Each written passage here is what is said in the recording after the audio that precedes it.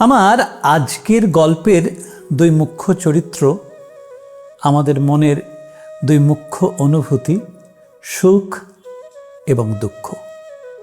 গল্পতে আসছি, তার আগে আবারও সেই অনুরোধটি রেখে যাই, যারা গল্পগুলিকে ভালোবাসছেন তারা অবশ্যই আমার এই গল্প বলার চ্যানেল এবং রাজকুমার ইউটিউব চ্যানেলটিকে সাবস্ক্রাইব করে দিন এবং আপনার সকল বন্ধু বান্ধবদেরকেও এবং রাজকুমার চ্যানেলটি সাবস্ক্রাইব করান এবং ভালো লাগলে অবশ্যই আপনারা বন্ধুদের মধ্যে ছড়িয়ে দিন এবং আপনার সুচিন্তিত মতামত রেখে যান, একটি লাইক দিয়ে যান। এবং তার সাথে সাথে বলি, আমার Facebook page Rajkumar Roy singer and music composer এবং আমার ইনস্টাগ্রাম প্রোফাইল রাজকুমার রয়, একটু ফলো রাখুন এবং আপনাদের ভালো লাগার অভিব্যক্তি একটি কমেন্টের মাধ্যমে জানিয়ে যান এবং অবশ্যই আশা রাখব আপনার বন্ধুদের মধ্যে এগুলি একটু শেয়ার করে দেবেন। মূল গল্পে আসি।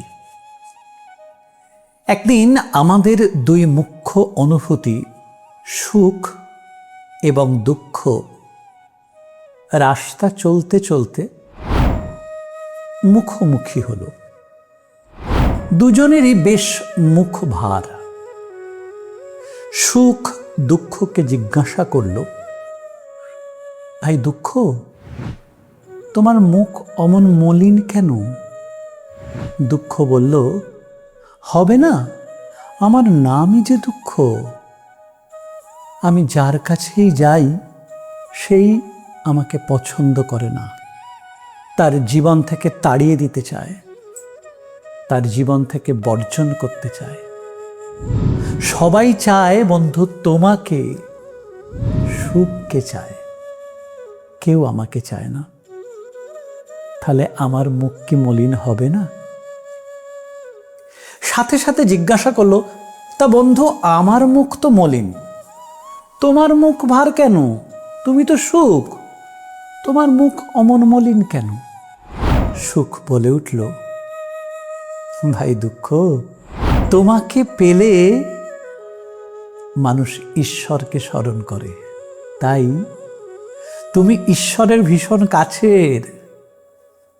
আর আমাকে পেলে মানুষ ঈশ্বরকে ভুলে যায়, তাই আমি পরম সৃষ্টিকর্তার পছন্দের হয়ে উঠতে পারিনি। আমার মুখ ভার হবে না?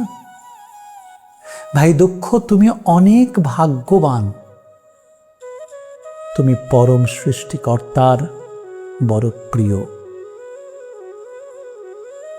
তাই আপনাদের জীবনে যদি দুঃখ আসে, তাকে আশীর্বাদ স্বরূপ নিন, কেননা সেই আপনাকে ঈশ্বরমুখী করে তুলবে, পরম সৃষ্টিকর্তার পথে আপনাকে ধাবিত করতে পারবে। দুঃখ হোক জীবনের পরম ধন, যা করবে আপনাকে ঈশ্বরমুখী। ভালো থাকুন, ভক্তিতে থাকুন, দুঃখ পেলেও আনন্দে থাকুন।